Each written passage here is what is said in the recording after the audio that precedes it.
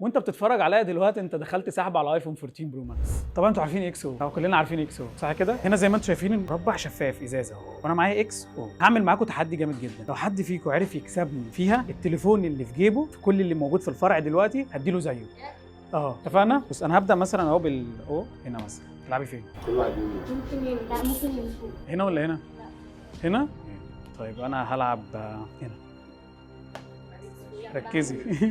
هنا مش عايزين اكسبها. ماشي انا هلعب هنا. تحت. هنا صح؟